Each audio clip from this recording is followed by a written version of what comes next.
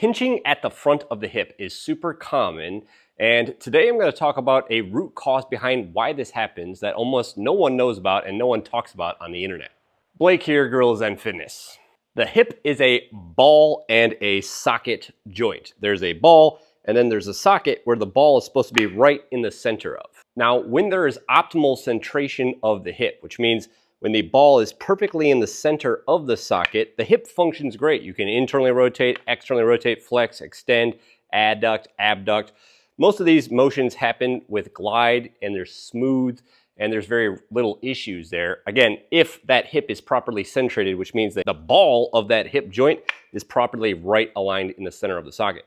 If anything happens that throws off the alignment of that femur bone, the ball within the socket, and something like this starts to occur, then there's going to be all sorts of issues because typically what's going on here is the head of the femur, this ball, is ramming in to the acetabulum, the housing of the hip. Now that scenario, poor centration of the hip, is super common and it's caused by something called synergistic dominance of the hamstrings. Today I'm going to teach you what that is, how to identify it, and how to fix it. So let's go. So during hip extension, which is when your hip is doing this, which is all the time, by the way, when you stand up out of a squat, hip extension. When you stand up from a chair, hip extension. When you walk and your leg goes back behind you, that's hip extension. The prime mover, the muscle that's supposed to be doing the majority of the work to extend the hip back, is the gluteus maximus. The hamstring muscles underneath the glutes are synergist muscles with the glutes. They're supposed to assist the glutes out to bring the hip into extension, okay? That's their job. Let's say the glutes are supposed to do 90% of the work, the hamstrings are supposed to do 10% of the work. What is really, really common in a lot of people is what's called synergistic dominance of the hamstrings, where basically the hamstrings are working too much. Their role of helping the glutes to extend the hip basically becomes amplified, and then they start doing all the work instead of the glutes. This is a really big problem for two reasons. Number one, this typically trends to progression, okay? It usually gets worse over time. The more and more you extend your hip during walking, running, even doing things like squats, if you have synergistic dominance of the hamstrings going on, you're using the hamstrings, they're getting stronger. The stronger they get, these synergist muscles, the hamstrings, the weaker the glutes above them become as they become increasingly more reliant on the hamstrings underneath them to do all the work, and hence this problem tends to compound and get worse over time. Two, and this is the most important part, having synergistic dominance of the hamstrings can throw off hip centration. The model on screen here shows this perfectly well. In model A, this is what happens to the hip joint when the glutes are working to extend the hip, all right?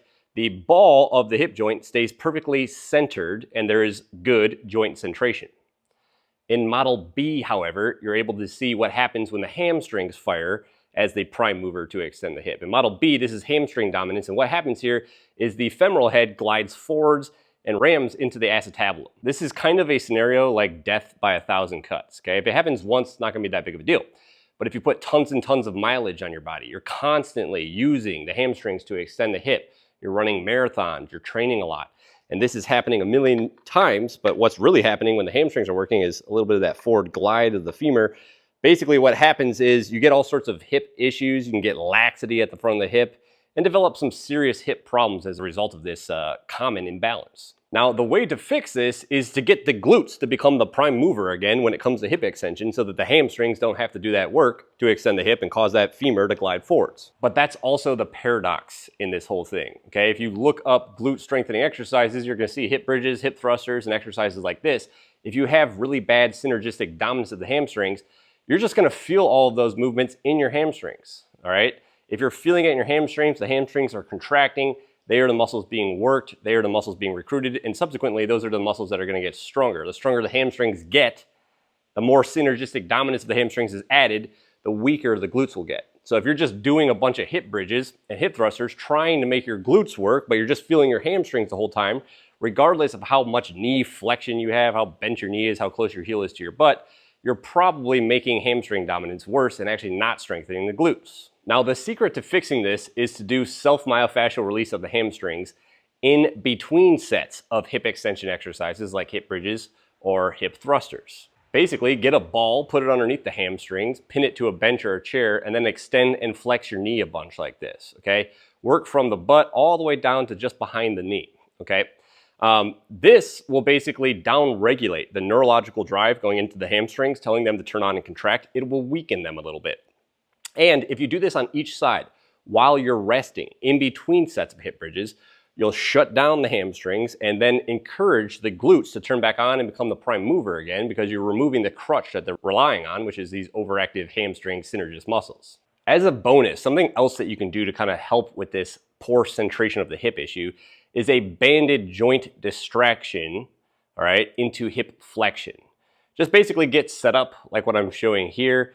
Do 20 reps of this, okay? If your hamstring dominance is really bad and your centration of your hip is really bad, something like this can be super useful and synergize with the other stuff that I've talked about in this video. It's a stubborn imbalance though, and the more gnarly your hamstring dominance is, the more this protocol is required to fix that imbalance. Once the glutes are firing preferentially over the hamstrings, all right, once you can do a hip bridge and kind of assess whether or not you're feeling that in your glutes more than your hamstrings, until you get there, this protocol is very necessary to do.